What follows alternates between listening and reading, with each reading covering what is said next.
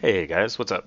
So today we're going to talk about some more details about how this thing works, and we're also going to basically convert the mission that was built last time, which I left up for a couple days. It ran a little hot. It had a few too many AI aircraft, so when a bunch of people signed on, it would be a little bit warpy.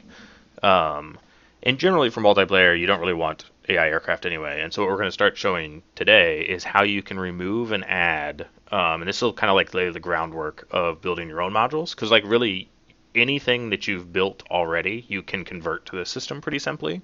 And we'll probably show something like that. Like maybe I'll grab something from somebody else's mission and just show you how to plug it into this. But that's all for the future. But this is the groundwork that makes that possible. So what we're going to do is we're going to take that mission from last time, which was pretty much, if you remember, it was the Germans coming across this bridge in the clock, and they had tanks here and here.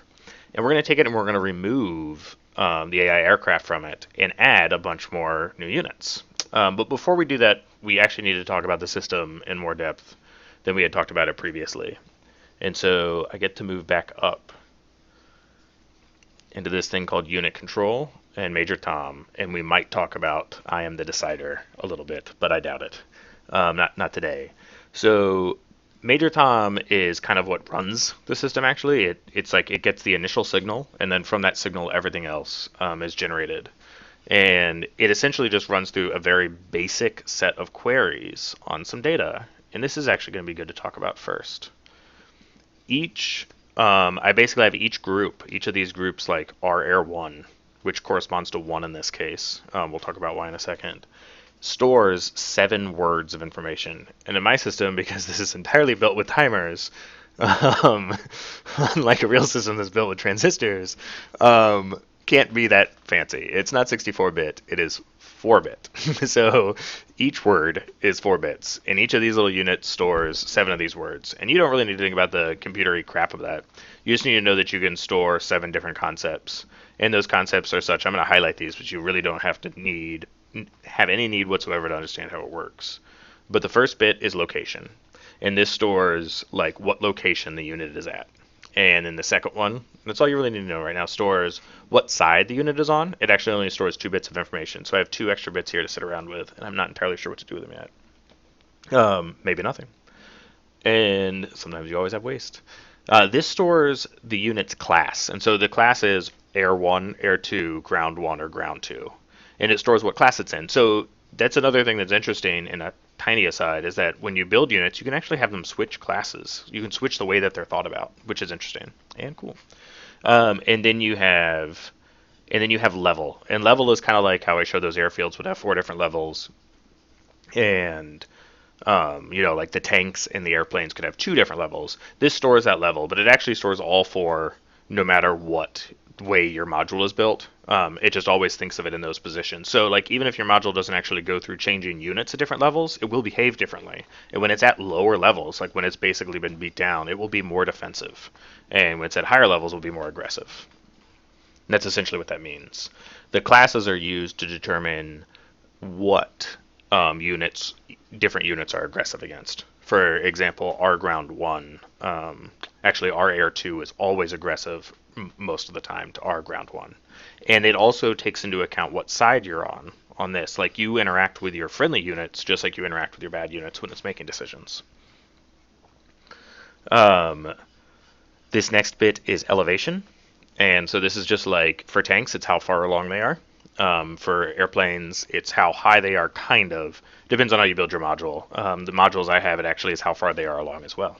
But you can also do it, and I have built modules in the past that I'll probably port up to this new system that did have elevation control on the airplanes. And that was actually really cool for certain things. When we can start adding, I'm really hoping that in the future we can start adding more aircraft playable to the game. I think that we can do some really cool things. And then this last bit here stores status, and that's kind of it. The 7th bit we're just not going to talk about right now. It's special. That's all. So what happens is that this thing comes through and it makes decisions about everything. Essentially, those decisions are like, hey, am I active? Hey, and that's just like whether or not your status is filled out. Status is things like being aggressive, being passive, being chill, running. Um, this is kind of like, hey, am I active? Then it kind of goes like, hey, do I need to do anything special? Like, do I have any of those special things set, like SP1 um, or run? And if so, go do that immediately. Then the next thing says, like, okay, cool, let's get all our information. And then it gets all the information about the first of those 7 that I showed you. And now you see why there's something that's very similar over here, is that all these decisions afterwards are based on a subject and an object. And so, like, the subject is those first 7. And so it might be the airplane in RAR1. And then its object is some other object. And the way that this works out is that there's 8 things. 4 German and 4 Russian, and it is these same 4 things per side that I've been showing you in the last 2 videos. And so what happens is that our Air 1, or whatever is loaded into here, will look at maybe G Air 1, and when it looks at it, it makes a decision based on the state of G Air 1 and the state of itself of what to do next. And that's what I'm the Decider does. So that's how the system works, and that's how the system obviously there's more details, but you just need to know effectively that like each of these units looks at each of the other units in turn, sequentially, sometimes looking at more than one in a thing to make the decision to be aggressive, defensive. I'm going to go show it to you. To make the decision whether or not to move to another location, to be aggressive, to be defensive, to run, to improve yourself, to weaken yourself, to go do special 1, to go do special 2. And then the buttons that go out, like your modules send these messages out that say, I'm ready to do special 1, I'm ready to do special 2. And by the way, sometimes you can have it set up where like 3 units all need to be ready to do special 1 for special to go off. And I'm running, those are always capable of being sent back. But this messages that come into the system, this direction, those always come in sequence and always together. So never one unit alone is being commanded at any time. So only RR1 can get commanded, or RR2 can get commanded, then RG1. And that commands all the units that are inside it the same way. So all the units that are inside it are treated the same way, and that's how you can put different units together that make sense. And that's really, that's kind of how the system works. And these like 1s and 2s you see are actually not terribly complicated. They're really just a very similar looking thing. That's a collection of wires. And they do have a big control system, which I guess is complicated, so we're just going to forget about that. And for now at least. So now what we're going to do is we're going to turn this into like a much more useful multiplayer mission, and we can do that pretty quickly. The very first thing we're going to do is just get rid of, and again, like as I said before, like deleting things is very safe. We save this under a new name, by the way. Always, this is something that's a little bit annoying, but it's good information for anybody building missions. I think Aborted Man has actually brought this up pretty frequently. And that is that you always want to save your mission under a new number. Otherwise, like subtitles get messed up, all kinds of stuff. Speaking of subtitles, there is an entire subtitle debugging system, so if you want to watch the messages, you can turn that on, and I'll probably show you that at the end of the video. So we're just going to get rid of the air-to-air units. This is just the airplane units. I'll show them to you really fast, just for like some memory. If you'll remember, we set them up just like this, and that they walk this path, and when they return, they disappear. And so that's what helps control how many units are involved at any one time. But we want it gone, so we'll delete it. This will, unfortunately, and we'll just have to sit through it, will take just a second. Actually, it'll take a few seconds. Okay.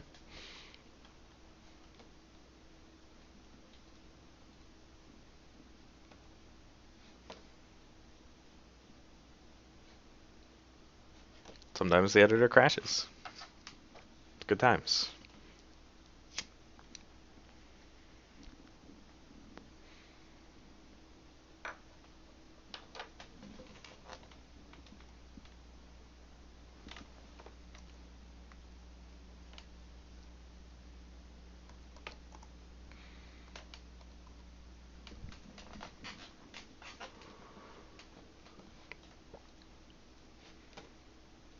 Okay, sorry about that. So yeah, this will come up here in a couple seconds, and we can talk about generally what we're going to do. So we're going to remove the airplane units in RR1 and RR2 and GR1 and GR2, and we're just going to get rid of them.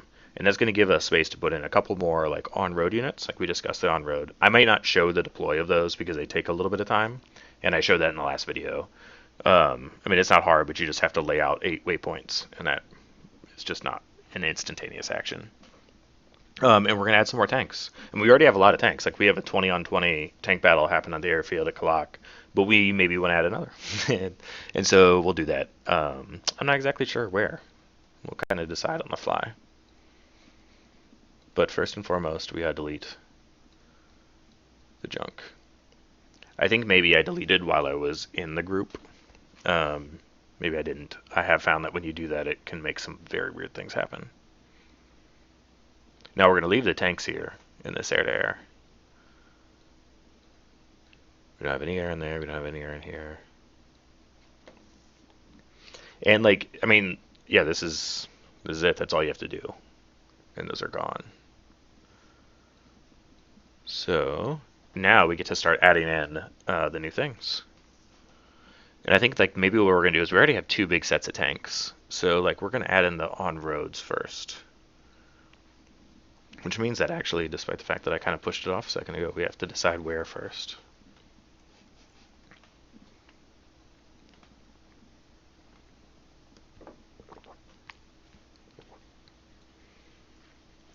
Sorry about that, drinking water with the mic on. Terrible. So there's both. We had, if you remember correctly, we had German on-road coming up here and Russian on-road coming up here. They did, by the way, interestingly, every once in a while get perfectly in sync with each other and shoot at each other, and that was super cool. So maybe we want German tanks.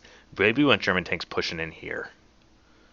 Like, so they're coming up at Kalak right here, and we'll add a new set right here. And then that'll give us the opportunity to, we're going to look and see. I know that all of this stuff is probably really fresh to you guys. So we're just going to bounce and look and see where the Russian on-road drove.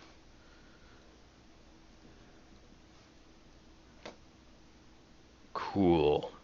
So yeah, maybe what we'll do is we'll put in another German tank right here and another Russian tank like right here, coming up over this airbase. That'll be cool because then everything will be really tightly still together. It'll cause us to move the division line more like this, and the action area more like this. I mean, those are just demonstrative, by the way, for anybody that hasn't used this stuff. So then, like that's just map elements. Yeah, that's a good idea. So then the other German on-road will move like this, and the other Russian on-road, that's really what we need to know. And I'm just kind of talking this out loud so you can kind of hear like how you think about it when you're building something. And you may have a totally different method. You know, like my method might be terrible even for me. So like, so the Russian on-road really covers a lot of this. And so I think what I want to do is we want to stretch this mission out, and that's what we're going to do. Is the next Russian on-road is going to be like this. And the idea will be that the Germans are coming through right here and coming up right here with the intention of starting to take these on this side of the river. This must have been a horrible battle. Like I mean, just like there's so much difficulty in getting things across. And like this is the only bridge. I don't know about the history, but like this is the only bridge for kilometers and kilometers and kilometers at the Don. It's crazy. So let's just start doing it. So I'm going to set up the Russians first. We have a pretty good idea what the Germans are doing, and we'll go over this as we go. And the first thing I'm going to do is get our new tanks. We'll have one more. And we'll give these tanks, say, to... I want to give them to the same group, actually. And this way, this two set of tanks will behave together. And that's kind of cool. Yeah, I mean, it's nice when you have a line of tanks and they behave differently, but it's also really cool when you have a line of tanks and they behave similarly. And that's like the advantage of putting two things in a group, is that they'll always behave together. So that suddenly now you have a base with 20 tanks instead of a base with 10 that will appear at different times. And yeah, well, that's it. They'll be both together, but because of how they die or succeed or don't succeed, they can get out of sync, but still operate together, still always move forward and backwards together. So here we go. We'll just put these guys in generally where we want them. I think that they're going to be coming down. Actually, they're going to be going pretty straight, I think.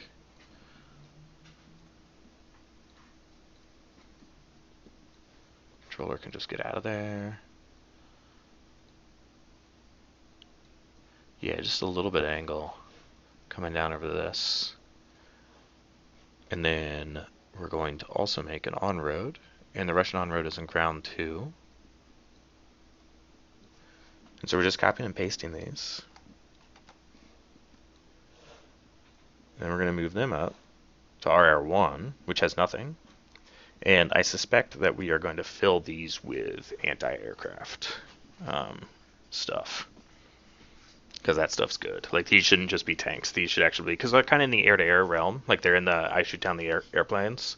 So, like, it would be advantageous for them to be aggressive when there were airplanes near them. And so, that's what we're going to do.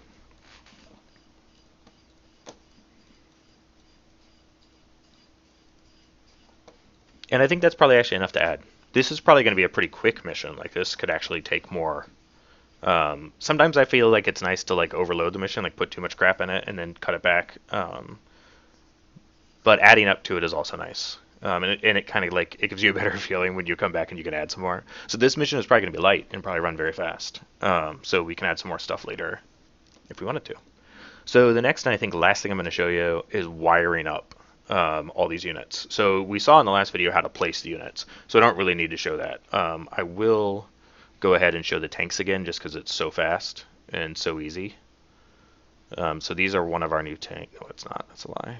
These are one of our new tanks. And I think I'm actually pretty happy with where they're at. So we'll just make sure they're not in the trees. Like if you heard my mic earlier, I totally am. I want to set the base back just a touch. Get it out of those trees. Cool. And I'm probably pretty happy with that. I'll probably tweak it a bit. German tanks we don't have laid out yet, but you get the idea. And so now how to wire them in.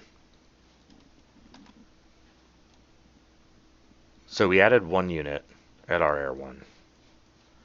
And this is the interface. At the top of everything are these not grouped timers. And those are the interface to the unit. Now inside the unit is a controller that has the interface, like so. And they match each other. And so all you have to do when you've added something new is connect them in a way like they literally are just shown. So I'm going to connect all of these guys. These are the directionals. This doesn't have to be special. I'm just not taking advantage of directional power right now. And I'm just going to say activate, which is this button. And I'm going to say start, which is this button. And these are the two special buttons, so those are good ones to show you first. Activate activates. It's set up for me right now where deactivate only happens internally. So like maybe they lose all their things. Maybe special 2 makes them deactivate. But maybe you can do something special. These modules don't, but you can do something special to deactivate. Like maybe have all your tanks come back to base, turn off, and then you just have some like trucks that circle around. And it can kind of give you this ability to like, I've been thinking about this. This is like an idea feature where like you can have it deactivated where there's like a truck circling around, and if that truck got shot, then they would activate.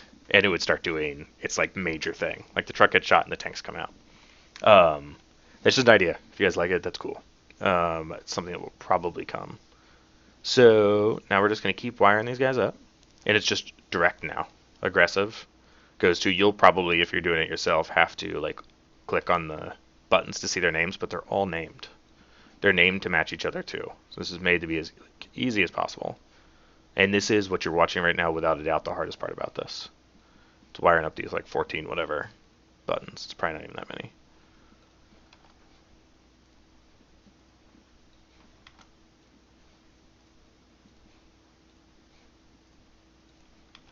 Oops. I always click on the wrong thing.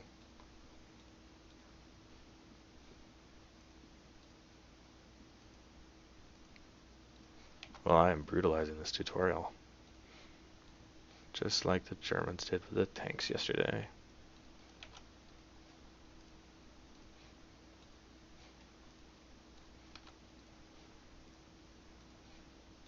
So this on-road that we added, and we really did just about add it.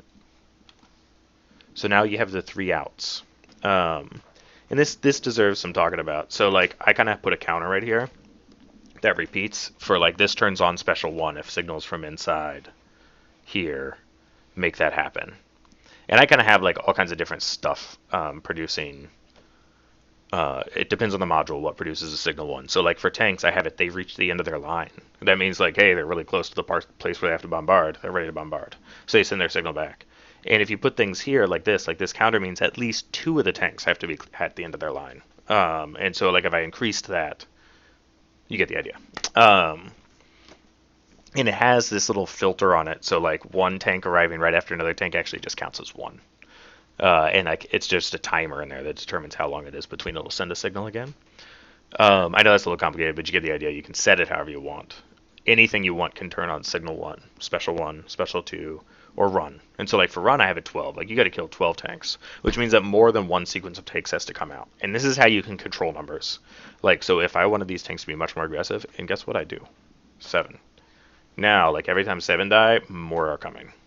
Like that's run in the case of the tanks means more because they're scared and they need more tanks. But it also means that it weakens. So like it could be light tanks that come out, but it will just increase. And so what we need to do now is send these signals back out to the system just as we wired in the last ones. See how we're just doing it in reverse? These guys just got wired in that way, and we're just going to wire out that way with just these 3.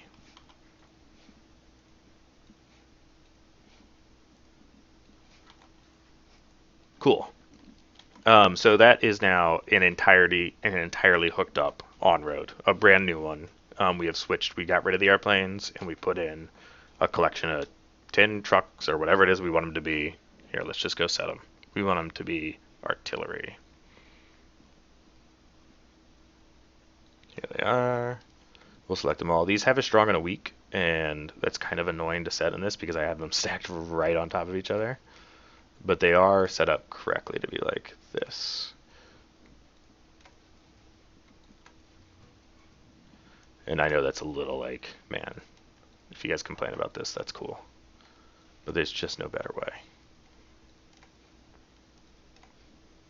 But now I can set all of those guys to be, let's see, they're already those AAs. Oh, let's totally make him be one of these. Right, cool. That is, by the way, this. We'll show the vehicle. Totally cool little thing. And that's pretty much it. So from here, I'm just going to wire up. I'm going to wire up the new tanks that we set right here, and are right there, I mean. And then I'm going to do the same thing to the German side, and then I'm going to put the mission live. I actually have to go somewhere, so I will probably not put mission live tonight, but maybe tomorrow morning. I hope that you guys are enjoying this, and that soon there will be a mission that's just up to play all the time. It might even be this one. Okay, thanks. Bye.